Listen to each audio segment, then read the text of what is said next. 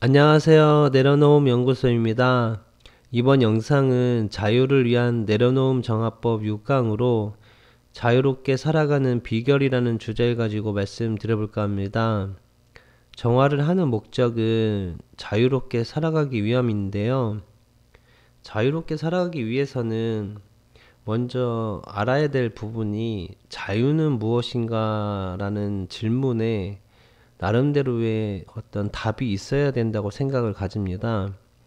그러니까 자유롭다는 게 과연 무엇인가에 대한 답이 없는 상태에서, 그러니까 자유가 무엇인지 모르는 상태에서 자유롭게 살아간다는 것은 거의 불가능에 가깝다고 생각을 가집니다. 그래서 자유에 대해서 정의를 한번 내리는 것이 저는 중요하다고 생각을 가집니다. 자유롭다라는 것은 내 자신이 가지고 있는 기억으로부터의 자유를 의미를 합니다. 그러니까 기억의 형태는 어떤 지식의 형태일 수도 있고, 관념, 이념, 어떤 나만의 철학, 어떤 소신, 상처, 어떤 정보들, 수많은 어떤 정보들을 우리가 받아들이기 때문에 그 정보들, 어떤 경험들, 이런 수많은 어떤 형태의 기억들로부터 내 자신이 자유로운 상태가 바로 진정한 자유라고 저는 말씀을 드리고 싶은데요. 어쨌거나 세상은 내 관점으로 세상을 바라보는 거죠. 앞선 영상에서 말씀드렸듯이 일체 유심주라고 해서 모든 것은 내 마음이 지어내는 거예요. 지어낸다라는 것은 결국 내가 가지고 있는 어떤 고정관념이나 나의 어떤 기억들을 가지고 세상을 그렇게 재해석을 하는 거죠. 그래서 어떤 사람은 세상이 아름답고 어떤 사람은 세상이 이제 지옥이 되는 거죠. 그것은 자신이 갖고 있는 관념으로 혹은 경험과 이런 수많은 기억들로 세상을 바라보기 때문에 사람마다 세상을 바라보는 게 전혀 다릅니다. 그리고 어떤 사람을 바라볼 때도 그 사람을 어떤 사람은 좋아하는 사람이 있는가 하면 싫어하는 사람이 있고, 이렇게 나뉘는 이유는 그 사람이 갖고 있는 기억이 다 다르기 때문에 그래요. 그래서 결국 우리가 자유롭게 살기 위해서는 내가 가지고 있는 그 기억으로부터 자유로울 때, 그 기억을 초월할 때, 혹은 오류의 기억들을 정화를 해서 없애버렸을 때, 오류의 기억들을 정화해서 온전한 어떤 에너지 형태로, 온전함으로 변형시켰을 때 우리는 이제 자유롭게 살아갈 수 있게 되는 겁니다. 그래서 자유롭다라는 것은 자신의 기억으로부터 자유롭게 되었다는 것을 먼저 이해를 해 주셨으면 좋겠습니다. 저희 글을 하나 가져왔는데요. 우리는 이제 수많은 지식과 소신과 이념, 철학, 어떤 경험들, 그리고 생각과 판단들을 가지고 있습니다. 그런 수많은 어떤 지식이나 경험이나 생각, 판단들을 통해서 나라는 존재를 풍요롭게 만들고 행복하게 만들고 평화롭게 만들고 자유롭게 만들 수 있는지 한번 질문을 한번 해보셨으면 좋겠습니다. 만일 내가 갖고 있는 지식이나 소신이나 철학이나 이념이나 경험이나 생각과 판단을 가지고 나 자신을 풍요롭게 만들지 못하고 평화롭게 만들지 못하고 행복하게 만들지 못하고 자유롭게 만들지 못한다면 과연 그런 것들이 나에게 무슨 의미가 있겠냐라는 거죠. 그런 의미가 전혀 없는 건데도 우리는 그것을 끝까지 가지고 있는 겁니다. 지식의 형태로. 많이 알아야만 아는 것이 힘이다라는 말처럼 어떻게 보면 그것에 얽매였을지도 모르겠죠. 많이 알아야만 된다라는 어떤 고정관념 때문에 그런 것들을 점점 많이 알려고만 할 뿐이지, 그 알들이 과연 나에게 진짜 의미가 있는지에 대해서는 잘 생각하지 않는 것 같아요. 그래서 나 자신을 풍요롭게 만들지 못하고 행복하게 만들지 못하는, 결국 온전하게 만들지 못하는 지식이나 소신이나 이념이나 철학이나 생각이나 판단, 경험들은 버려야 하는 것들이죠. 나에게 의미가 없기 때문에. 그런데 그런 것들을 우리는 놓지 못하고 그것에 얽매여 있는 상태가 되다 보니까 우리는 자유를 느끼지 못하는 겁니다. 앞서 말씀드렸듯이 자유라는 것은 내 자신이 갖고 있는 기억으로부터의 자유입니다. 그러니까 지식도 다 기억이고 소신이나 이념, 철학 이런 것들 다 기억을 기반으로 하고 있습니다. 그래서 내가 가지고 있는 수많은 그런 기억들이, 그런 정보나 어떤 지식들이 나에게 어떤 의미가 있는지를 한번 돌이켜보면 그것을 내려놓을 수 있을 거라는 아마 희망이 생길 수 있다고 저는 생각을 가집니다. 그런 것들을 내려놓았을 때, 그런 것들을 내가 나에게 쓸모없는 것들을 버릴 때 우리는 보다 빠르게 자유를 경험을 할 수 있게 됩니다. 깨달았다라는 것은 자유롭다라는 것이라고 이렇게 표현을 할 수 있는데요. 결국 자유로운 상태는 내가 내 자신의 어떤 수많은 기억들을 초월을 하고 그것에 얽매이지 않는 상태이기 때문에 결국은 자유의지 그대로의 삶을 살아갈 수 있는 거죠. 자유의지에 대해서 말씀을 제가 그 전 영상에서 말씀드렸듯이 신성한 존재의 영감과 그리고 내면화의 탁월한 선택들로 이루어졌기 때문에 결국 가장 현명한 답을 우리는 따를 수 있게 되는 상태가 되는 거죠. 그러니까 자유롭다라는 것은 내 내면에 있는 순수한 답을 따를 수 있는 상태, 즉 깨달음의 상태로 우리는 존재할 수 있다는 거죠. 그 상태가. 그러면 질문을 한번 드리고 싶어요. 정보나 지식이나 관념이나 이런 기억들을 많이 가진 상태가 과연 자유로운 상태일까요? 아니면 적게 가진 상태가 자유로운 상태일까요? 어떨 때 우리가 자유로운 상태라고 표현을 할 수 있을까요? 우리가 짐이라는 것을 많이 짊어질수록 우리는 무겁게 그 짐을 짊어지고 걸어야 되는데 똑같습니다. 우리의 어떤 수많은 기억들을 내가 가지고 있는 상태면 우리는 무거운 상태로 삶을 살아가야 됩니다. 이 기억 때문에 이렇게 영향을 받고, 이 관념 때문에 이렇게 영향을 받고, 이 지식 때문에 이렇게 영향을 받고, 이 정보 때문에 이렇게 영향을 받는 거예요. 간단한 예로 TV에서 만일 어떤 음식이 좋다라고 탁 방송이 나오면 그날 저녁에는 그게 이제 마트나 이런데 그게 다 동이 나 버리잖아요. 그 음식이 이제 TV 딱 나오고 나면. 그러고 나서 이제 한동안 하루 이틀 이렇게 잘 나가다가 또 이제 다시 평범해지고 그런 식으로 어떤 정보가 어떤 유명한 사람이 나와서 이거 참 좋습니다라고 얘기하는 순간 모든 사람이 다 몰려버리죠. 이런 식으로 어떤 정보가 나에게 주어지게 되면 우리는 그 정보에 얽매이는 삶을 살게 됩니다. 지식도 똑같아요. 어떤 지식이 나에게 딱 주입이 되는 순간 나는 그 지식이 맞다라고 생각을 가지고 그거에 얽매이는 삶을 살게 되면서 결국 자유로운 상태가 아니라 기억의 지배를 받는 상태로 나는 살아가게 되는 거죠. 그래서 그 상태는 깨달은 상태가 아니에요. 온전한 상태가 아니라 얽매인 상태죠.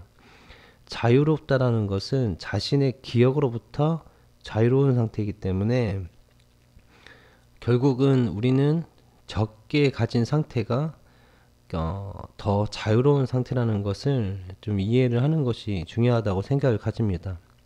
그런데 우리가 깨달음을 얻기 위해서 어떻게 하고 있는지를 잘 돌이켜보면 왜 자유롭지 못한지, 그렇게 열심히 공부를 하고 있고 마음 공부를 하고 있고 수행을 하고 있음에도 자유를 왜 얻지 못하는지 그 이유를 금방 알 수 있습니다. 수많은 법칙들이 있고 어떤 철학의 내용들, 경전의 내용들, 책의 내용들, 강의의 내용들, 정말 많은 정보들이 많습니다. 그런 정보들을 지식의 형태로 지금 수용하고 있는 거예요.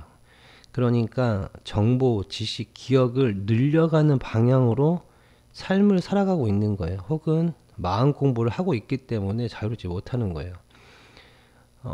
우리는 적게 가지면 가질수록 자유롭게 되고, 적게 가지면 가질수록 영감을 그때그때 받을 수 있는 상태로 바뀌게 되는데, 우리는 그 반대의 방향으로 살아가고 있는 거죠. 마음 공부조차도 쌓아가는 방향으로 하고 있는 거예요.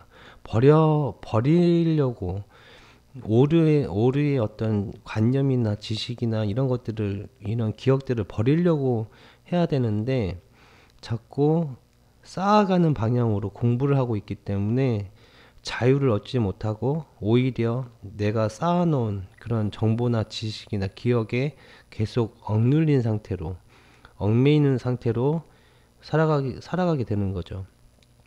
지식의 형태가 왜 위험하냐면, 지식이 무조건 나쁜 건 아닙니다. 그 지식은 재료예요. 훌륭한 정보나 이런 것들은 너무나 좋은 재료지만, 그것을 잘못 사용하게 되면 그건 고정관념이 돼버립니다. 그러니까 이것이 옳다라고 내가 한번 인정을 해버리게 되면 그것은 내 안에 들어와서 진리가 돼버리기 때문에 그 지식에 내가 얽매이는 상태가 되는 거예요. 그래서 내 자유의지보다 지식이 위에 있으면서 지식이 나의 자유의지를 눌러버리게 됩니다. 그래서 지식이라는 것을 조금만 잘못 사용하면 고정관념이 돼서 그 관념에 갇힌 이제 자기 자신이 되는 거죠. 그래서 지식은 최대한 늘려간다기보다는 정보의 형태로만 그냥 수용할 뿐, 그냥 어떤 자유의지를 따르려는 노력을 이제 끊임없이 이제 해 나갈 때 우리는 좀 더 자유로운 상태로 삶을 살아갈 수 있게 됩니다. 정화라는 것은 쌓아가는 것이 아니라 버려가는 것인데요. 정화라는 것은 내 안에 있는 오류의 기억을 계속 바로잡는 거기 때문에 버리는 겁니다. 그래서 오류의 기억을 정화를 해서 사라지게 만들고, 혹은 그 오류의 기억을 온전한 형태로 바꿔버리는 거죠. 그래서 정화는 절대 쌓아가는 게 아니에요. 버려가는 거예요. 그래서 자유롭게 되는 거예요. 버리기 때문에. 간단하게 말을 하면 집 안에 이제 봄이 되면 집 대청소를 하잖아요. 그래서 안 입는 옷도 버리고 여러 가지 이제 싱크대 안에 이런 곳곳에 있는 것들을 한번 대청소를 하게 되면 수많은 것들을 이제 버리게 됩니다. 그렇게 버리고 나면 집이 깔끔해지고 여유 공간이 생기죠. 옷장도 여유롭게 되고, 그렇게 되니까 좀 자유롭게 되는 거예요.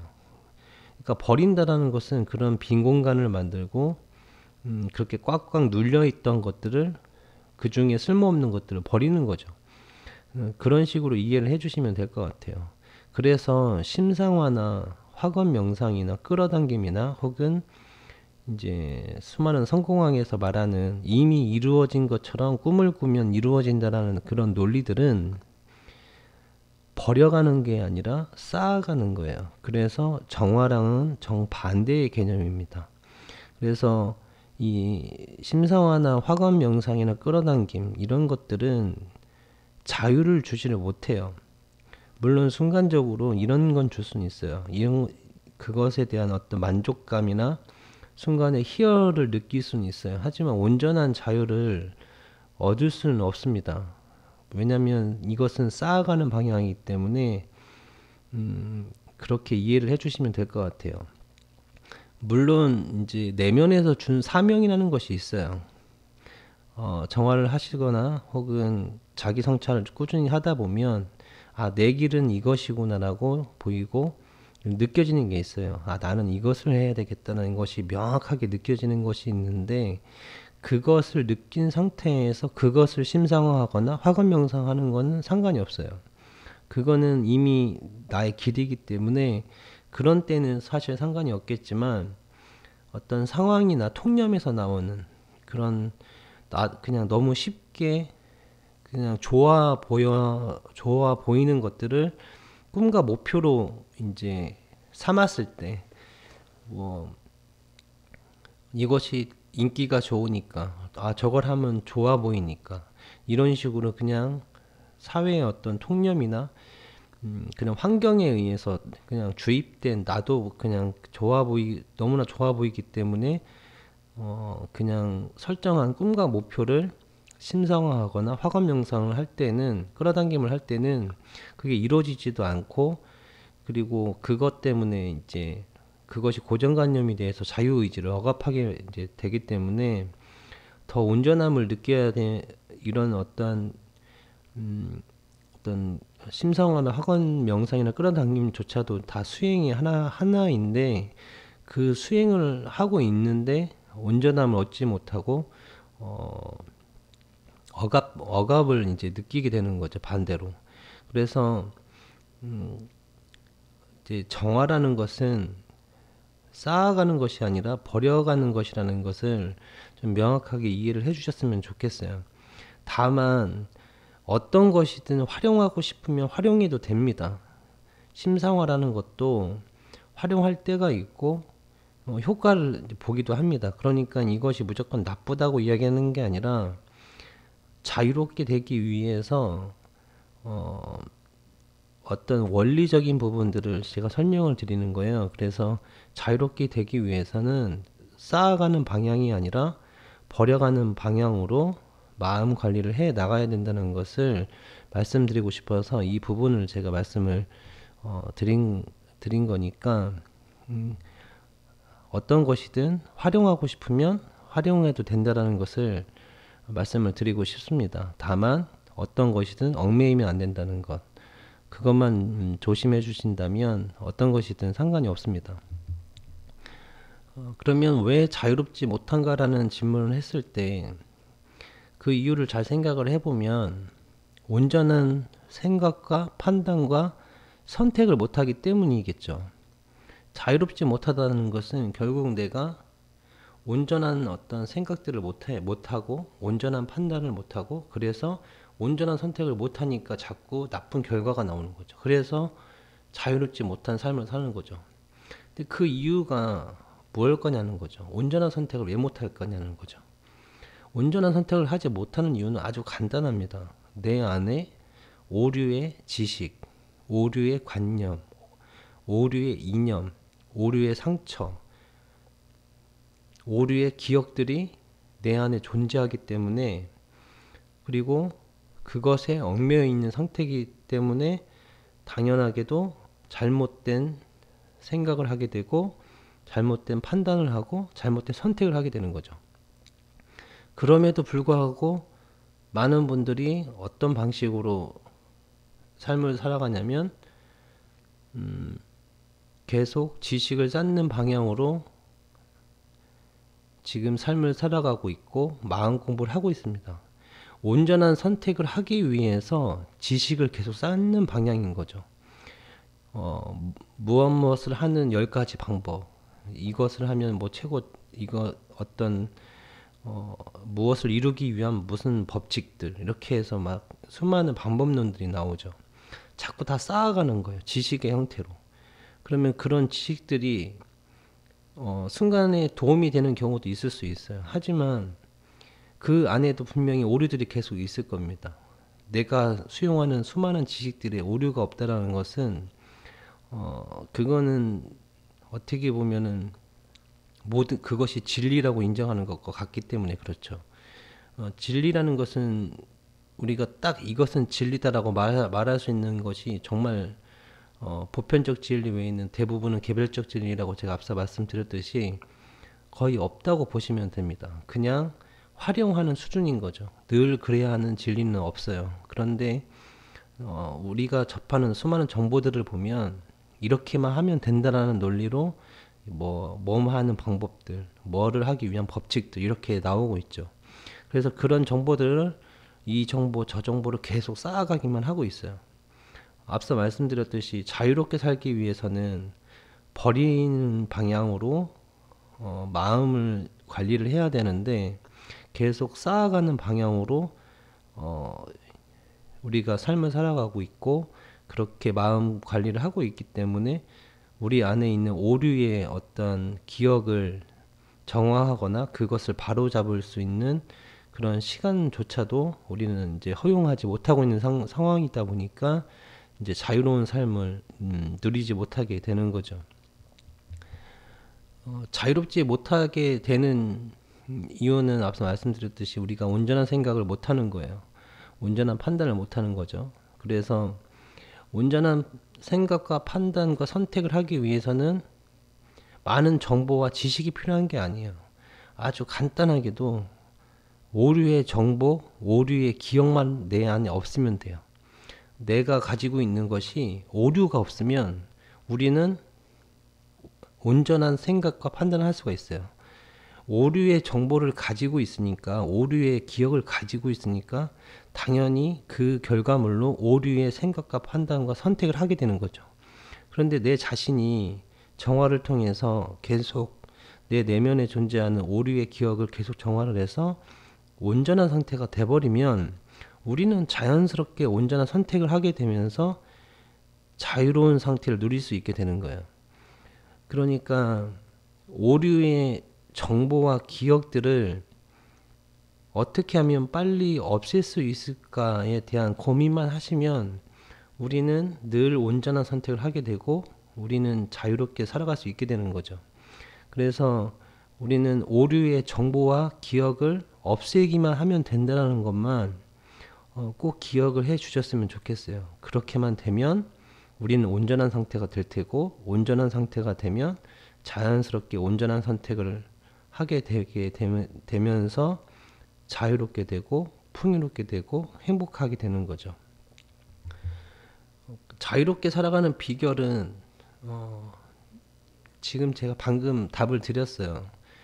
지식이나 정보, 기억을 쌓아가는 것이 아니라 내가 가지고 있는 오류의 지식, 정보, 상처, 기억을 정화를 통해서 온전한 정보로 변형하거나 아니면 그 정보나 그 기억을 초월을 하는 거죠. 초월을 한다는 것은 더 높은 차원으로 그걸 바라볼 수 있는 시각을 갖추는 거죠.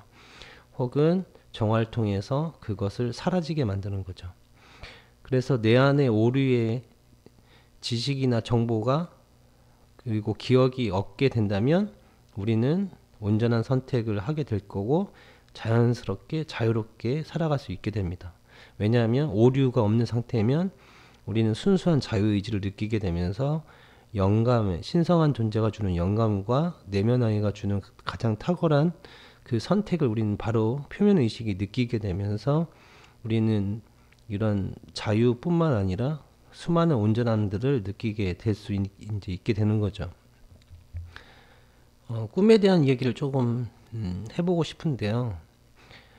이미 이루어진 것처럼 꿈을 꾸면 이루어진다라는 이 논리는 2008년도 때 아마 가장 그때 이제 꿈에 대한 이제 서적들이 이렇게 많이 이제 베스트셀러가 되면서 이제 누구나 이제 알고 있는 내용이라고 생각을 가집니다. 그래서 꿈이라는 것은 이미 이루어진 것처럼 이렇게 꿈을 꾸면 그 꿈이 진짜 이루어진다라는 거죠. 그런데 이제 이 방법을 사용하기 전에 중요한 질문이 있어요. 그러면 지금 내가 꾸고 있는 그 꿈은 진정한 나의 꿈인가라는 질문을 해봐야죠. 내가 이제 꿈을 가졌는데 그 꿈을 이미 이루어진 것처럼 꾸면 이루어진다고 해서 그걸 막 실천을 무조건 한다면 과연 그 꿈이 나의 진정한 꿈이 아닐 수도 있다는 생각을 한 번쯤은 해봐야죠. 그래서 우리는 내가 가지고 있는 어떤 꿈이나 내가 이걸 했으면 좋겠다고 하는 그런 것들이 과연 진짜 나의 꿈인지 아니면 상황이나 어떤 통념이나 주변 상황에 의해서 나도 모르게 그냥 그것이 좋아 보이니까 설정한 그런 어떠한 진짜 꿈이 아닌 그냥 나도 모르게 형성된 기억에 의해서 형성된 꿈인지를 구별하는 것이 저는 매우 중요하다고 생각을 가집니다. 그래서 꿈과 목표를 가지는 것은 좋을 수도 있고 나쁠 수도 있어요. 사명을 자각한 경우라면 좋은 경우겠죠. 그 사명을 꿈과 목표로 삼으면 되니까요. 그런 꿈들은 분명히 이루어질 겁니다. 왜 그러냐면 내면에서도 허락한 꿈이기 때문에 내가 그 꿈을 향해서 갈 때는 내면이 도와줘요. 그런데 좋아 보이는 것을 내가 꿈과 목표로 삼았어요. 그리고 그것을 이루어진 것처럼 막 강렬하게 꿈을 꾸고 그렇게 막 가려고 하는데 내면에서는 그 꿈이 아니라고 하는 경우라면 그 꿈은 이루어지지 않을 거예요. 그래서 그 논리가 꿈을 간절하게 꾸고 그것을 이루어진 것처럼 하면 이루어진다라는 것은 그 사람에게 사명처럼 느낀 사람이 그걸 실천했을 때 이루어졌기 때문에 그게 이제 맞는 것처럼 보이지만 모든 사람이 과연 그것이 적용이 됐을 때 가능하냐라는 거죠. 저는 그렇게 이제 보지 않는데요. 그래서 우리는 좋아 보이는 것을 나도 모르게 꿈과 목표로 삼고 그리고 생각과 판단으로 이제 심상화나 학업 명상이나 이런 끌어당김을 통해서 이제 꿈을 이루기 위해서 이제 노력을 이제 하는 경우가 있는데요. 이때는 저는 좋은 결과를 얻지 못할 거라고 생각을 가집니다. 이미 내면에서는 허락한 꿈이 아니고 그냥 기억이나 이런 통념에 나도 모르게 그렇게 지배를 받게 되면서 설정된 꿈이기 때문에 그런 꿈들은 아무리 심상화를 하더라도 아무리 끌어당김을 하더라도 그런 이루어지지 않을 거라고 저는 생각을 가집니다. 그래서 나에게 그리고 여기서 또 중요한 점이 있는데요. 어떤 심상화를 하거나 학업 명상을 하거나 끌어당김을 이제 할 때 한다는 것은 내가 어떤 걸 정한 상태잖아요. 꿈과 목표를 이렇게 딱 정해놓고 그것을 심상화하는 거기 때문에 이제 하는 거잖아요. 혹은 이미 이루어진 것처럼 이렇게 상상을 하는 거죠. 그러면 이때 생기는 문제점이 한 가지 있는데요. 삶을 살아가다 보면 기회 같은 게 와요. 어떤 사람마다 이제 자신의 길마다 다르죠. 그 내면 아이가 이제 그렇게 인도를 한단 말이죠. 그런데 내가 이미 꿈과 목표라는 것을 정해놓고 나는 이 길로 가야 돼라고 계속 심상화를 하고 학업 명상을 하고 끌어당김을 하고 혹은 이미 이루어진 것처럼 꿈을 계속 꾸고 살아가요. 그런데 삶을 살아가다 보니까 나에게 가장 온전한 게 다가왔어요. 아니면 위대한 기회가 다가왔어요. 그 기회를 잡으면 크게 성공할 기회가 왔다 하더라도 그 길이 내가 미리 잡아놓은 꿈과 목표가 아니기 때문에 그걸 알아차리지 못하는 거예요. 그러니까 어떤 기회가 다가왔음에도 불구하고 나는 이게 돼야 돼라고 이미 정해놨기 때문에 그거랑 관련이 없는 거는 내 눈에 들어오지 않는 거죠. 그래서 신성한 존재가 혹은 내면 아이가 아주 위대한 선물을 나에게 주더라도 그걸 받지 못하는 그런 나쁜 결과가 초래되는 거죠. 그래서 나에게 가장 온전한 것이 다가왔음에도 불구하고 내가 나의 미래를 꿈과 목표를 이렇게 정해놓고 그것을 막 이미 이루어진 것처럼 이렇게 상상하고 그것만 이루기 위해서 살아가게 되면 나에게 주어지는 수많은 선물들이 있어요. 신성한 존재가 주는 그런 것들을 자각하지 못하는 아주 정말 말이 안 되는 더 어떻게 보면 현명하지 못한 선택이 되는 거죠. 그래서 꿈을 가진다라는 것은 꿈과 목표를 가진다는 것은 어떻게 보면 매우 현명하지 못할 수도 있는 거죠. 하지만 그것이 사명이라고 확실하게 느껴지는 경우 내면에서 올려준 명확한 답일 때는 그것을 꿈과 목표로 삼는 것은 그때는 현명한 선택이기 때문에 그때는 제외를 하고 일반적으로 우리가 그냥 너무나 쉽게 세워버리는 꿈과 목표에 대해서는 이런 관점으로 한번 바라보셨으면 좋겠습니다. 그래서 꿈과 목표를 이렇게 이제 가질 때 보면 사실 이제 10년 전에 보면 유튜버라는 것이 과연 상상이나 이제 했겠는지 질문을 한번 해보면 아마 정말 몇 분 빼놓고는 상상도 못했을 거예요. 유튜브로 돈을 번다라는 것은 제가 알고 있는 사람 중에 900만 명? 예, 미국 분인데 유튜버를 시작해서 900만 명이라는 거예요. 그러면 그 수익이 얼마인지 정말 상상이 안 갑니다. 우리나라에서도 뭐 200만 명 넘는 분들도 많이 계신데, 근데 그분들이 과연 꿈과 목표를 가지고 시작을 했을까요? 처음에 아니라는 걸 저는 이제 강의를 통해서 이제 좀 알게 됐는데요. 자신이 이제 이런 걸 해보고 싶어가지고 그런 장난스러운 어떤 그런 실험 같은 거를 되게 좋아했는데 그 실험을 유튜브에 올렸어요. 어떤 분은. 그래서 그분이 200만이 넘었는데 그분이 이제 한 달 영상을 찍어가지고 처음 올리자마자 한 달 만에 500만 원을 벌었다 하더라고요. 그러니까 그분은 꿈을 강렬하게 꾼 게 아니에요. 그냥 자유의지에 따라서 그런 기회가 온 거를 자유의지에 따라 실천을 한 것 뿐이죠. 그러고 나서 실천을 했더니 한 달 만에 500만 원이나 벌고 그 다음 달에 이제 MCN이라고 소속사에 들어가서 이렇게 활동을 하면서 지금 200만 명이 넘는 그런 유튜버들 이제 계신데요. 이런 식으로 그냥 자신에게 주어지는 것들, 자신이 그냥 하고 싶은 것들, 내면에서 올려주는 것, 그때 그냥 따르는 거지, 그냥 내가 어떤 목표를 정해놓고 그걸 이루기 위해서 막 하는 것. 저는 그런 쪽의 어떤 삶보다는 자유의지를 그냥 따라가는 느낌의 삶이 보다 더 자유롭고, 그리고 순간순간 나에게 주어지는 그런 신성한 존재의 선물이나 어떤 기회들을 다 느낄 수 있기 때문에 보다 온전한 삶이 될 수 있다고 생각을 가집니다. 지금 사실 이제는 유튜버라는 것이 이제 많은 분들이 알게 되고, 그리고 유튜브를 통해서 많은 사람들이 성공한다는 것을 이미 알고 있기 때문에 이제 이조차도 많은 사람들이 또 심상을 하겠죠. 학원 명상을 하고 끌어당기겠죠. 이미 이루어진 것처럼 또 꿈을 꾸면 이루어진다는 논리를 가지고 나도 정말 유명한 유튜버가 돼야지 이렇게 또 하는 사람이 있을 거예요. 이게 아이러니라는 거예요. 그 사람이 유튜버가 진짜 돼야 되는 사람인지, 아니면 유튜버가 돈이 버니까 나도 저거 해봐야지라고 그냥 관념이나 통념에 의해서 형성된 꿈인지, 그분은 한번 고민을 한번 해봐야 되겠죠. 이런 식으로 자신에게 주어지는 것들, 이런 것들이, 자신이 갖고 있는 이런 꿈들이 진짜 나의 꿈 같지만 사실 알고 보면 환경이나 어떤 통념에 의해서 나도 모르게 그것이 자리 잡게 된다는 것, 결국은 그런 기억들에 내 자신이 얽매이게 되는 수 있다는 것을 좀 이해를 해주셨으면 좋겠어요.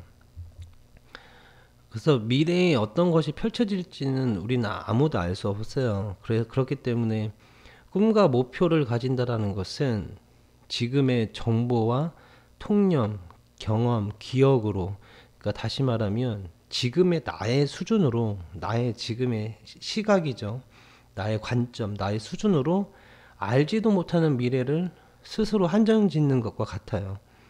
그러니까 나는 이런 사람이 돼야지, 나는 이걸 돼야지라고 목표가 꿈을 딱 정해놓으면 나는 내가 어떤 사람이 될지도 모르는데 나는 내 수준으로 지금 나의 수준으로 결정을 한 거니까 지금 나의 수준으로 나의 미래를 결정해 버리는 것밖에 안 되는 거죠.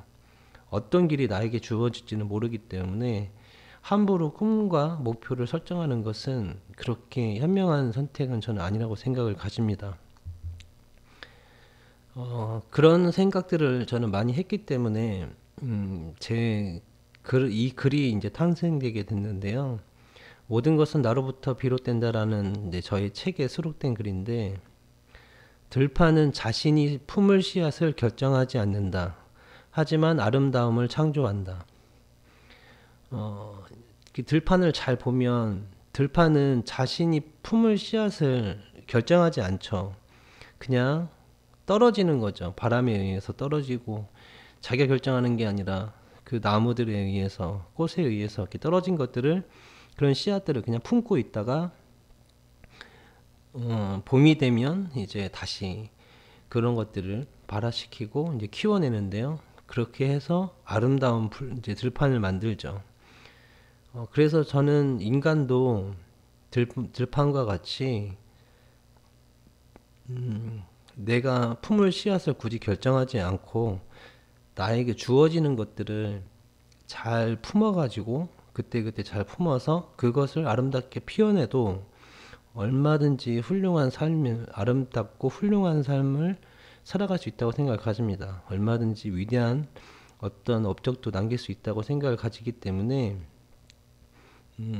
꿈을 굳이 가지고 이것을 반드시 이루어야 되겠다라는 어떤 그렇게 강한 의지를 가지고 미래를 결정해 놓고 그리고 그걸 이루기 위해서 막 노력하는 삶보다는 들판과 같이 그냥 주어지는 대로 품고 삶을 살아가는 게 보다 더 자유롭게 살아갈 수 있다고 저는 생각을 가집니다. 우리도 이제 그렇게 앞서 설명드렸듯이 꿈과 목표를 결정하지 않아도 이제는 우리는 얼마든지 아름다운 삶을 살아갈 수 있다라고 저는 생각을 가져요. 그리고 과연 꿈과 목표가 필요할까에 대한 질문도 사실 이 글을 통해서 제가 답변을 드렸는데요. 여러분들은 어떻게 수용을 하셨는지 모르겠어요.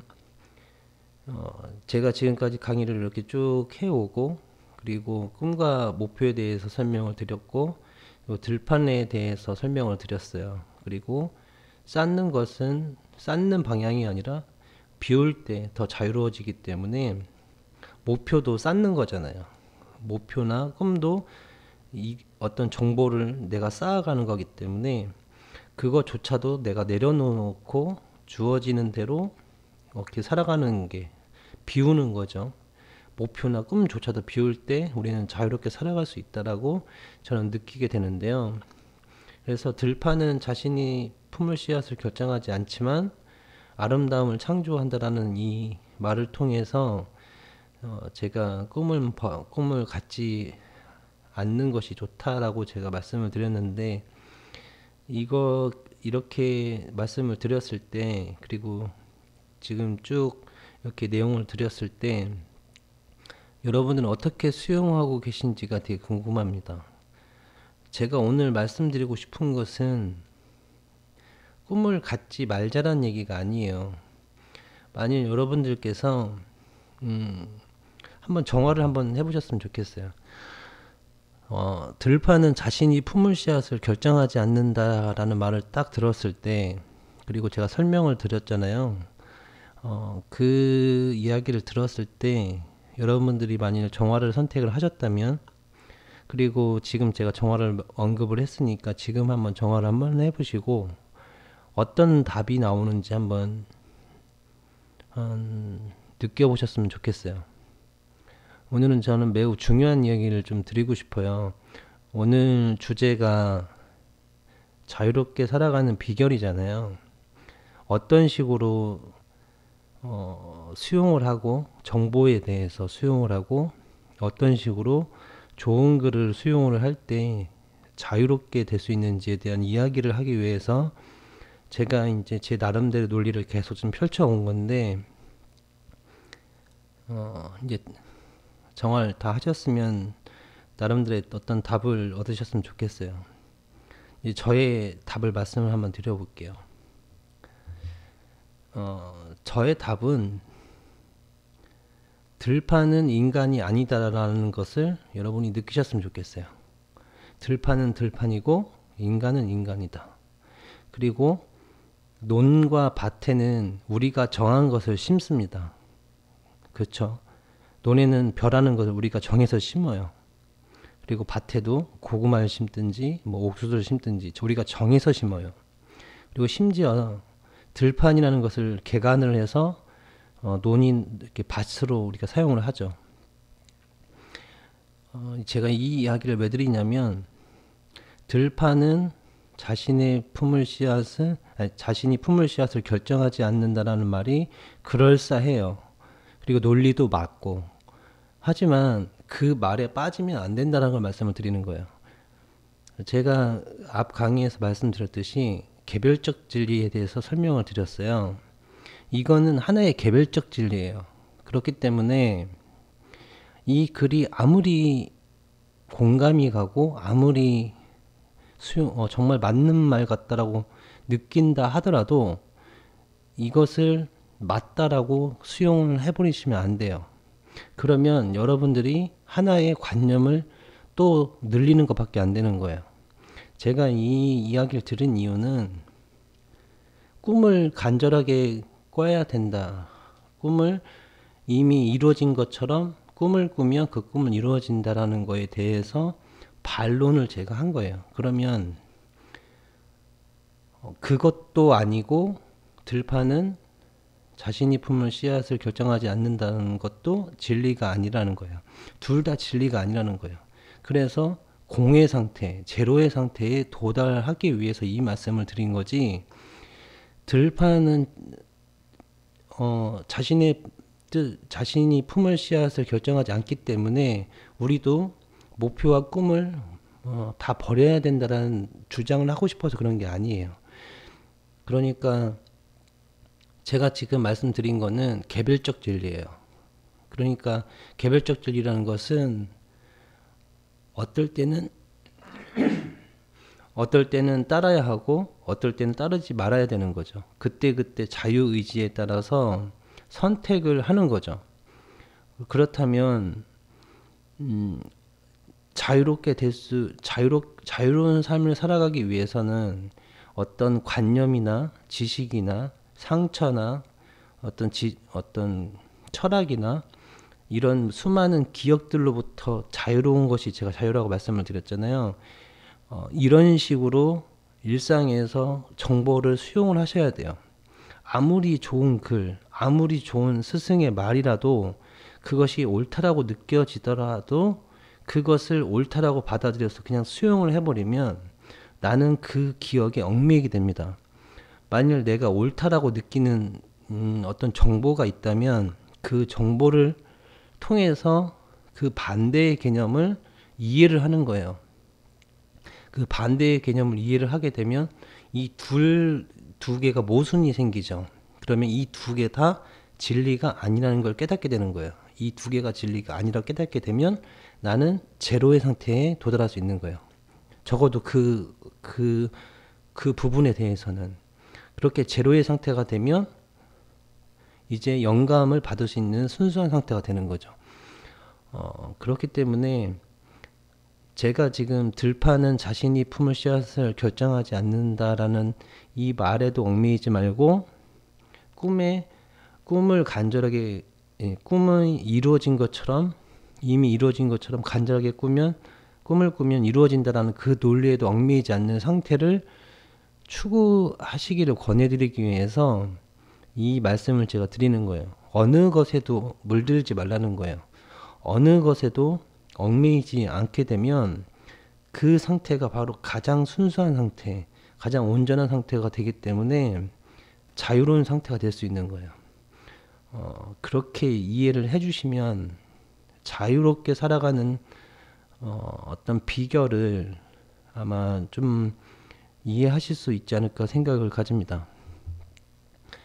그래서 들판처럼 살아갈 상황이 있고요.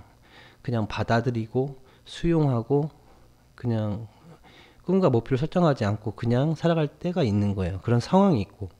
그런데 어떨 때는 논과 밭에 내가 원하는 식물을 심듯이, 그런 씨앗을 심듯이 내 스스로가 꿈과 목표를 정해가지고 어느 순간에는 그 꿈과 목표를 이루기 위해서 살아갈 때도 있는 거예요. 그런 상황과 때도 있는 거예요. 그래서 그때는 제가 앞서 상황에서는 제가 심상화나 학원 명상이나 끌어당김을 제가 비판을 했단 말이에요. 비판한 게 아니라 그것만 따르면 안 된다는 거예요. 어떨 때는 심상화나 학원 명상 끌어당김이 안 좋을 때도 있고, 어떨 때는 심상화나 학원 명상 끌어당김이 좋을 때도 있다라는 거예요. 그러니까 답이라는 것은 늘 진리라는 걸 제가 앞선 영상에 말씀드렸듯이 지금 이 순간 나의 자유의지가 진리라고요. 지금 내가 들판처럼 살아가야 할 상황인지, 아니면 목표와 꿈을 가지고 심성화나 학업 명상이나 끌어당김을 해야 될 상황인지는 자기 자신이 알아요. 내면은 이미 알고 있어요. 그래서 정화를 통해서 내면의 메시지를 따라야 된다는 거예요. 그래서 어느 것에도 물들지 말라는 거예요. 다만 이런 것이 있다 정도만 알고 있으면 돼요. 이런 정보가 있다라는 거. 심성화라는 방법이 있구나. 끌어당김이라는 게 있구나. 아, 그 반대의 개념인 들판은 자신이 품을 씨앗을 결정하지 않는다라는 논리도 있구나. 그냥 이렇게 극과 극을 다 알고 있는 상태면 되는 거예요. 그러면서 때에 따라서 상황에 따라서 자유의지에 따라서 그 중에 하나를 사용했다가 이제 또 사용하지 않다가 이렇게 또 반대 거를 사용했다가 사용하지 않았거나 이렇게 자유자재로 어떤 것이든지 간에 어떤 지식이든 정보든 어떤 깨달음이든 자유자재로 사용하는 거예요. 얽매이지 말고. 그 상태가 돼야만 진짜 자유를 느낄 수 있어요. 그래서 자유의지가 늘 지식보다 위에 있어야 돼요. 깨달음보다 늘 위에 있어야 돼요. 깨달음도 하나의 이제 시간이 지나면 개념화가 되고 그게 지식화가 되기 때문에 어떤 깨달음이든지 간에 어떤 지식이든지 간에 자유의지가 늘 그 위에 있어야 된다는 것을 잊지만 않으신다면 자유롭게 살아가는데 그것을 자유로운 삶을 보다 빠르게 얻게 될 수 있게 됩니다. 그래서 개별적 진리에 얽매이지 말라는 것을 꼭 말씀을 드리고 싶어요. 어떠한 글이든지 간에 그 대부분의 것들은 다 개별적 진리이기 때문에 그것에 얽매이지 말고 자유롭게 활용하시는 거예요. 그렇게 이해를 해주시면 될 것 같아요. 그래서 진리의 구분은 제가 이제 이 보편적 진리와 개별적 진리는 앞에 영상에서 제가 말씀을 드렸어요. 그래서 그 영상을 다시 한번 보셨으면 좋겠고요. 우리가 접하는 대부분의 것들은 다 개별적 진리입니다. 그래서 때와 상황과 조건에 따라서 달라지는 진리예요. 그렇기 때문에 늘 그렇게만 따라야 하는 진리는 아니라는 거죠. 그래서 자유의지에 따라서 선택을 해서 그때그때 선택을 해서 따라야만 하는 진리이기 때문에 얽매이지 말아야 된다는 것을 꼭 말씀을 드리고 싶습니다. 그래서 아무리 좋은 말, 아무리 그럴싸한 말, 스승의 말, 경전에 나온 이런 좋은 글이라도 그것을 그대로 수용하시면 안 돼요. 그것이 보편적 진리인지 개별적 진리인지를 구분을 하셔야 되고 대부분은 다 개별적 진리이기 때문에 아무리 좋은 글이라도 나의 자유의지가 늘 우선돼야 된다는 거 절대 잊으시면 안 되고, 그리고 어떤 좋은 글을 봤으면 그거와 반대되는 정반대의 논리가 항상 존재하게 됩니다. 그 논리를 발견을 하게 되는 거예요. 그래서 이건 이런 논리도 있고 이런 논리도 있구나라는 것을 깨닫게 되면 나는 제로의 상태가 되는 거예요. 그 제로의 상태가 될 때 새로운 영감을 얻게 되면서 그 두 개를 통합할 수 있는 새로운 깨달음을 얻게 되는 거예요. 그 상태를 계속 추구를 해 나가셔야 돼요. 그리고 그 상태가 될 때 나는 나의 자유의지대로 늘 선택할 수 있고 그리고 자유로운 삶을 살아가게 되는 거죠. 다시 맨 처음에 말씀드렸던 걸 한번 읽어드리고 싶습니다. 나는 나의 지식, 소신, 이념, 철학, 경험, 생각을 가지고 나라는 존재를 풍요롭고 행복하고 자유롭게 만들 수 있는가? 풍요롭고 행복하고 자유롭게 만들 수 없다면 나의 지식, 소신, 이념, 철학, 경험, 생각, 판단은 나에게 무슨 의미가 있는가? 쓸모없는 것을 소중하게 생각하고 있지는 않는가? 쓸모없는 것은 버려야 하지 않는가? 여러분이 갖고 있는 수많은 지식이 있고 알미 있고 깨달음이 있고 철학이 있고 경험이 있고 생각과 판단들이 있습니다. 그걸 가지고 여러분은 여러분 자신을 풍요롭게 만들 수 있는지, 행복하게 만들 수 있는지, 평화롭게 만들 수 있는지, 자유롭게 만들 수 있는지를 한번 질문을 꼭 해보셨으면 좋겠어요. 그렇게 못한다면 그걸 왜 가지고 있어야 하는지, 그걸 왜 가지고 있어야 하며 그것을 왜 옳다라고 믿고 있는지, 그거에 대한 스스로의 질문과 답을 한번 내려보셨으면 좋겠습니다. 지식과 정보, 소신, 이런 이념, 철학, 경험, 이런 기억을 쌓아가는 방향으로 삶을 살아갈 건지, 아니면 오류의 지식이나 정보나 이념이나 철학이나 경험, 기억 등을 정화하여서 없애는 방향으로 살아갈 건지, 이거는 여러분들이 선택을 하셔야 합니다. 쌓아가는 방향으로 만약 여러분들이 삶을 살아가시게 된다면 자유를 얻기란 매우 힘들 거라고 저는 생각을 가집니다. 만약 여러분들이 자신이 갖고 있는 오류의 기억이나 이런 정보나 이런 경험들, 이런 모든 기억들을 정화해서 없애는 방향으로 만약 여러분들이 살아가신다면 여러분들은 보다 빠르게 자유로운 삶을 누리게 될 겁니다. 그래서 자신이 갖고 있는 그 모순을 자각하는 게 중요하고, 그 모순을 정화를 통해서 바로잡고 어느 것에도 치우치지 않는 그 온전한 제로의 상태, 오른쪽 것도 맞고 왼쪽 것도 맞고, 그런 식으로 이 모든 양극단을 볼 수 있는 제로의 상태, 그 상태를 추구할 때 자유의지가 그 영감이 가득한 삶이 되면서 자유로운 삶을 살아갈 수 있게 되는 겁니다. 자유롭게 살아가는 비결은 계속 정화를 해주는 거죠. 정화를 통해서 내 자신이 가지고 있는 오류의 기억을 정화를 하는 거죠. 내가 어떤 판단을 하게 됐을 때, 누군가를 미워하게 됐을 때, 세상을 부정적으로 바라보게 됐을 때, 내 내면에서 올라온 수많은 부정적인 감정이 올라올 때 그저 마음속으로 미안합니다, 용서해주세요, 고맙습니다, 사랑합니다 계속 해주시면 돼요. 그러면 정화가 일어날 거예요. 물론 온전한 수용과 온전한 책임과 온전한 정화가 필요합니다. 그것은 제가 1강에서 말씀을 드렸기 때문에 1강을 보시면 될 것 같고요. 그렇게 정화를 하시다 보면 계속 영감을 받게 됩니다. 스스로 자각을 해서 스스로 알게 되는 거죠. 그 원리나 이런 것들을 누가 알려주지 않아도 스스로 내면이 알려주기 때문에 누군가에게도 의지할 필요도 없습니다. 그냥 모든 것을 내 스스로 답을 구할 수 있기 때문에 어느 누구에게도 의지할 필요가 없는 그런 삶을 살아갈 수 있게 되면서 진정으로 자유로운 삶을 살아갈 수 있게 됩니다. 이제 지금은 오늘은 자유롭게 살아가는 비결에 대해서 말씀을 드렸는데요. 이제 자유에 대한 이야기를 이제 조금 더 깊게 이야기를 하다 보면 자연스럽게 공에 대한 개념이 나옵니다. 그러니까